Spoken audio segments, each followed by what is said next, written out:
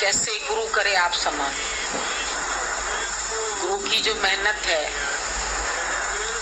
वो हम सबके साथ इतनी है कि वो अंदर की उसकी सच्ची विल है कि ये मेरे जैसे बन जाए, ये अधूरे नहीं रहे, भटके नहीं, निराधार होकर रहे, अपने स्वरूप में रहे, उसको पूरी तरह से गुरु चाहता है ये बन के तैयार हो जाए,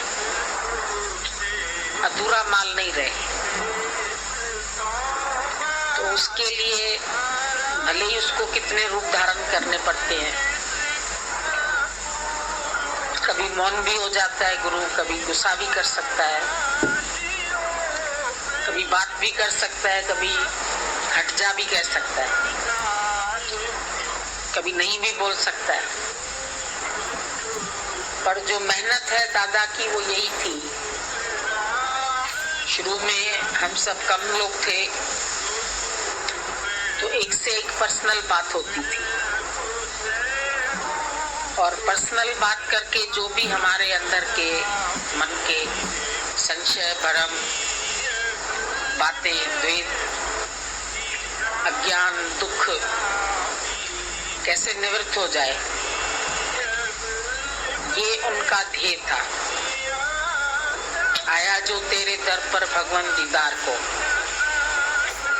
तो ये हो नहीं सकता कि वो भव से न पार हो। भव से पार कराने के लिए गुरु की ही जरूरत पड़ती है, और गुरु भी खाली गुरु नहीं, सतगुरु। सतपुरुष जिन जानिया सतगुरु तिसका नाम,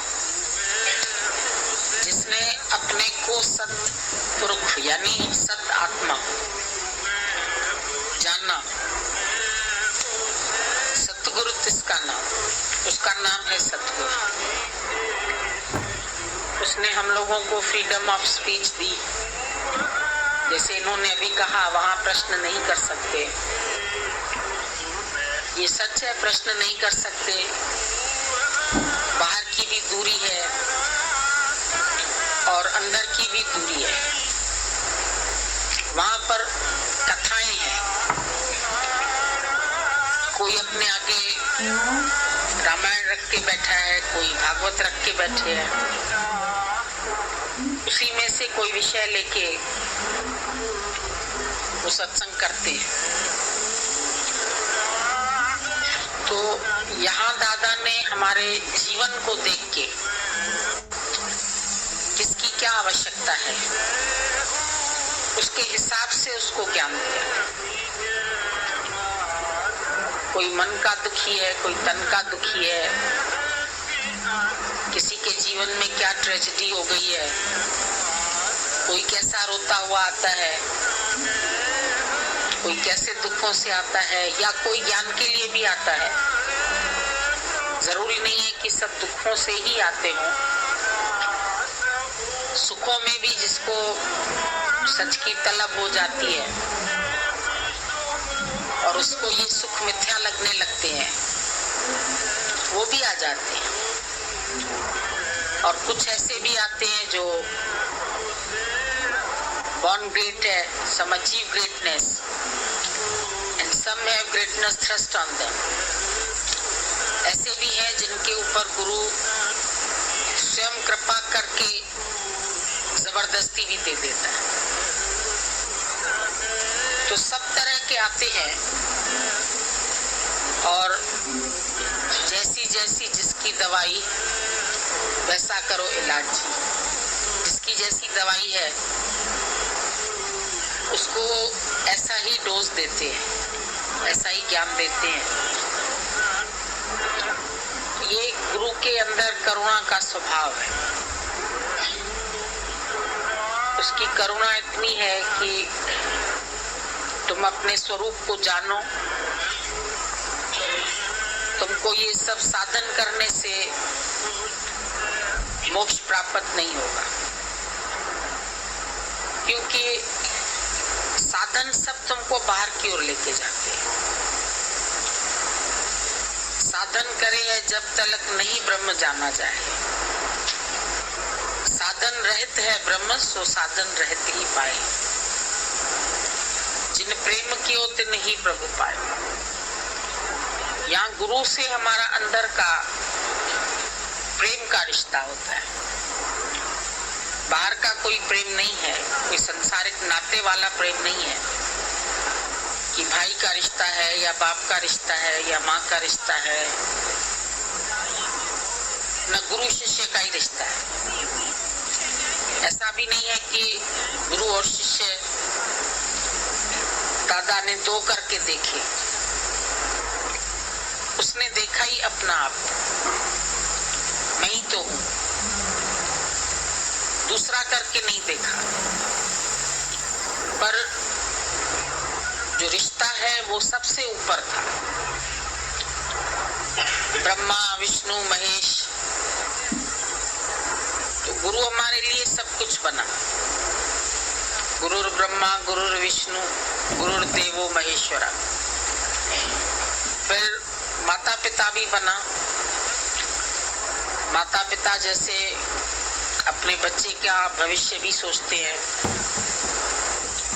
उनको उनके मकसद तक पहुंचने में मदद करते हैं, उनके लिए चाहते हैं कि ये कार्य में लग जाए, अपना कमाए, अपना घर बनाए, अपना जीवन बनाए। बचपन से लेके माँ बाप का प्रयास रहता है। स्कूल में भेजते हैं, बच्चे को पढ़ाना है, लिखाना है, उसका करियर बनाना है। और जो बच्चा माँ बाप के होते हुए उस जैसा हो जाता है, जो बिजनेसमैन है वो बिजनेस सिखाते हैं, जो पढ़े लिखे हैं वो पढ़ाई सिखाते हैं। और जो जो उन बच्चों की रुचि होती है उसी हिसाब से उनको एडमिशन दिला के स्कूल में, कॉलेज में उनके ऊपर खर्चा भी करता है माँ बाप, और मदद करता है कि तुम वही बनो जो तुम्हारे अंदर में एम है। यहाँ भी हम आते हैं तो गुरु हमसे कहता है व्हाट इज योर एम, तुम सबका उद्देश्य क्या है। तुम इधर आए हैं तो क्यों आए हैं, क्या जानने आए हैं, क्या समझने आए हैं, क्या सोचते हैं, क्या देखते हैं। तो एम में ही हमारा एम छिपा पड़ा है। आई एम, आई को आगे किया दादा ने और एम पीछे करके मैं क्या हूँ, मैं कौन हूँ, अपने स्वरूप को जानना, ये हमारा उद्देश्य है। हमारा और कोई उद्देश्य नहीं है। मेरा सच्चा स्वरूप क्या है। रमन महर्षि के पास कोई भी जाता था, हम ज्ञान सुनने आए हैं, तो वो उनसे कहते थे पहले तुम अपनी सेल्फ इंक्वायरी करो, अपनी जजमेंट आप करो, तुम कौन हो, अपने से प्रश्न पूछो। पहले से ही नहीं मान के चलो हाँ गुरु ने कहा तू आत्मा है, अच्छा मैं आत्मा हूं, तो वो गुरु की आत्मा हो जाएगी, वो आपकी आत्मा नहीं। या किसी ने कहा तू ब्रह्म है तो ब्रह्म है, किसी ने कहा तू लड़की है तो लड़की है, फिर लड़की बन गए, फिर औरत बन गए, फिर आदमी बन गए, फिर डरने लगे। कई तरह के भाव मन में होते हैं। तो शांत से बैठ करके गुरु का ज्ञान सुनते हैं। सुनने के बाद अपना मनन चलना चाहिए। वो है मैं कौन हूं। तो उसकी व्याख्या करके भी बताता है गुरु कि मैं को जानना यही तुम्हारा उद्देश्य है। जब कहते हैं मैं फलाना नाम, तो नाम तो तुम्हारे ऊपर 6 दिन बाद रखा गया, उस नाम से पहले तुम कौन थे? शिशु। शिशु से पहले कौन थे? शक्ति, वीर्य। उससे पहले कौन थे? उससे पहले कहीं अनाज था, अनाज खाया, अनाज से शक्ति मिली, शक्ति से बेटे की उत्पत्ति हुई। उसके बाद तुम एक वंश रूप में आए। फिर जो रूप था वो रूप तुम्हारा बदलता गया। 1 साल का बच्चा, फिर 2 का, फिर 3 का, धीरे धीरे शक्ल बदलती गई और एक अवस्था ऐसी आई जो रूप कांस्टेंट हो गया। लेकिन फिर भी धीरे धीरे बदलता रहता है। हर दिन चेंज आती है, पता नहीं चलता है। शरीर अस्थिर है, रोज बदल रहा है। कई सेल्स आपके बॉडी के टूटते हैं, कई नए बनते हैं और फिर ये शरीर सब मायामय होने के कारण विनाशी। ये शरीर तुमको कुछ समय के लिए मिला है और एक दिन ये खत्म हो जाएगा। ये शरीर क्षय होने वाला है। क्षय होना माना नष्ट होना। एक दिन नष्ट हो जाएगा। ये मेरा है पर मैं ये नहीं। बोलने में भी आता है मेरा शरीर ठीक नहीं है। अज्ञान में शायद बोलते भी थे मैं ठीक नहीं, लेकिन अब इतनी समझ तुम्हें आ गई है कि मैं इससे अलग हूं तो बोलते हैं मेरा शरीर ठीक नहीं। दादा ने बोला ये घोड़ा है तो घोड़े सवार है, तो कई आके बोलते घोड़ा ठीक नहीं। हमारा घोड़ा आज ठीक नहीं है। खैर ये भी अच्छी बात है, घोड़ा अलग है तुम अलग है। ये घोड़ा है तुम घोड़े सवार है।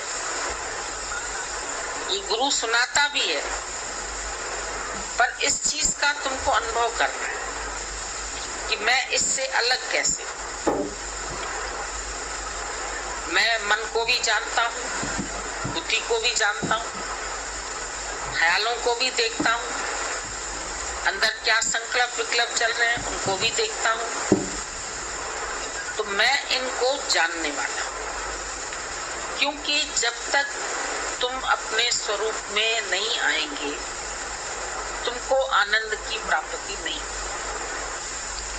जिस आनंद को हर व्यक्ति चाहता है, जिस आनंद के लिए हर कोई तरसता है, उस आनंद का पता सतगुरु से ही मिलता है।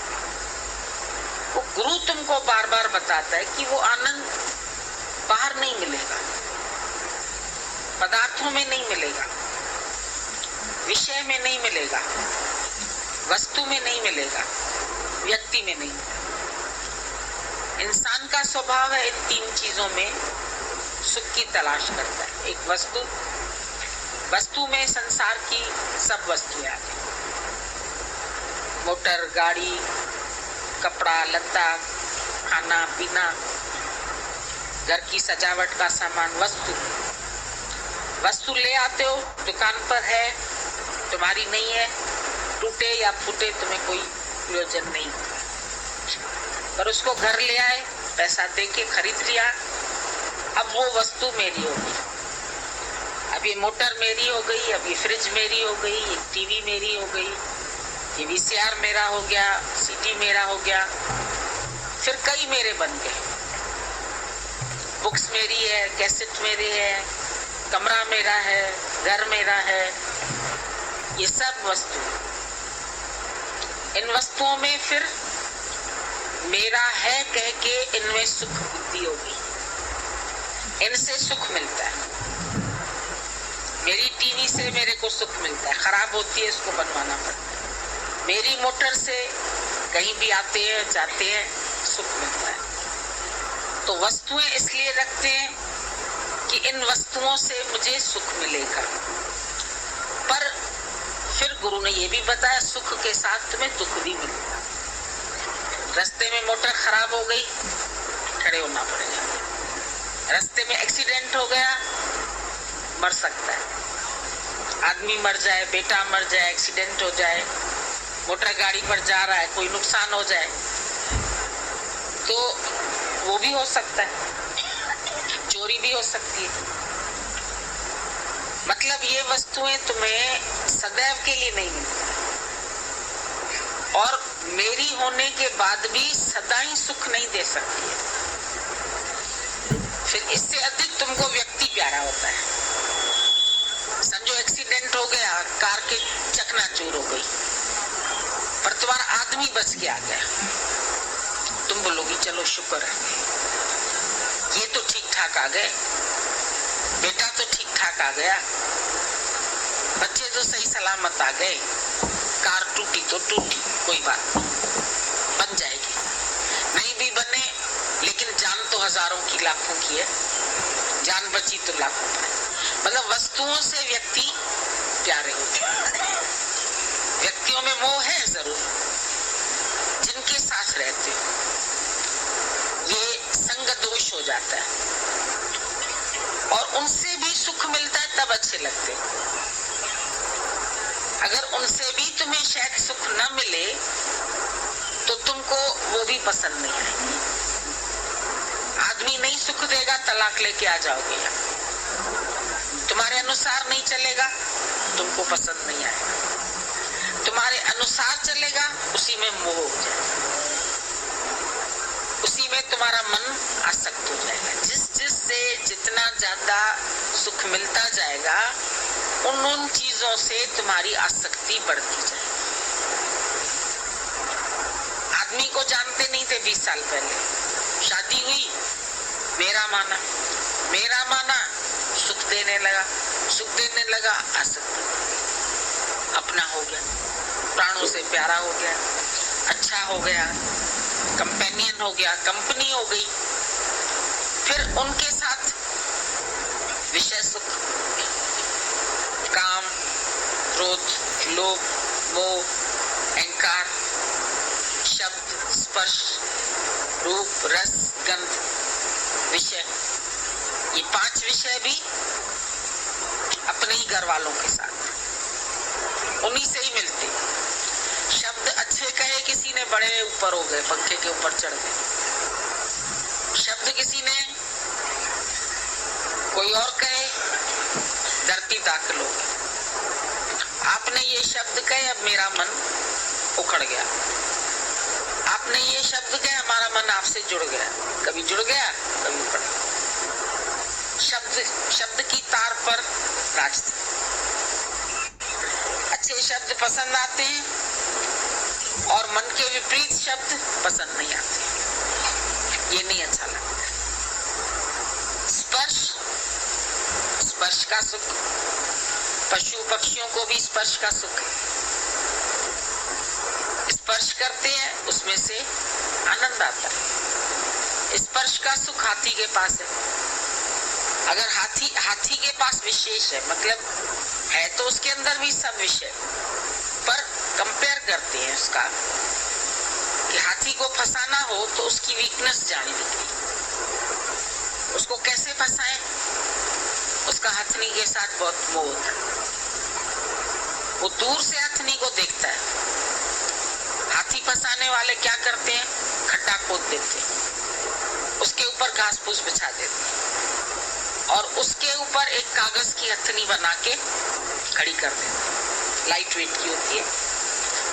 अब हाथी बेचारे को पता नहीं चलता है कि ये सचमुच की हथनी नहीं है, दूर से उसको सच्ची दिखाई देती है और वो उसको आलिंगन करने के लिए दौड़ के आता है। जैसे ही पैर पड़ता है घास फूस पे, गया गड्ढे। अब गड्ढे के अंदर फंस गया, उसके बाद कई लोग फोर्स करके उसको ऊपर गले में रस्सी बांध देती है और निकालते हैं। ऐसे हाथी का एक पैर पड़ जाए तो आदमी मर जाए, उसमें इतनी ताकत है, पर एक विषय सुख के कारण बेचारा हाथी फंस गया तो सर्कस में दिखाते हैं, उससे पैसा कमाने लगा मनुष्य। राजाओं के घर में पहले हाथी होते थे, अब कारें हैं ना। पहले हाथी पे चढ़ कर के युद्ध होता था, सवारी होती थी हाथी की, राजाओं के पास हाथी, गौधन, गजधन, बाजधन और रतन धन खान। तो ये गौधन भी बोला जाता है, गाय भी पैसों से मिलती है और गाय से भी दूध मिलता है, तो गाय प्यारी लगती है, उसको पालते हैं, पोसते हैं, घास खिलाते हैं, हर चीज से तुम्हारा संबंध सुख का है। तो बोलते थे 3 सुख जिनके पास होती थी गाय पहले जमाने में, गौधन, गजधन, गज माना हाथी, कितने हाथी है राजा के पास, वो भी धन है। मरे तो 1.25 लाख का, जिंदा तो 1 लाख का। जिंदा है तो खिलाना भी पड़ेगा, और मरेगा तो उसके दांत जो होते हैं ना इतने बड़े बड़े, वही बहुत कीमती। तो कहते हैं वो मरे तो 1.25 लाख का, नहीं तो लाख का, मतलब ये भी पैसों से मिलते हैं। हाथी का बिक्री होती है, हाथी की, घोड़ों की बिक्री होती है, और घोड़ों से उसके ऊपर सवार होकर के युद्ध के मैदान में जाते। अभी भी पुराना युद्ध दिखाते होंगे तो दिखाते, घोड़े पे चढ़ के उसकी लगाम खींचते हैं। राजकुमारों को बचपन से घुड़सवारी सिखाते थे, क्योंकि ये तुमको काम आएगी युद्ध के मैदान में।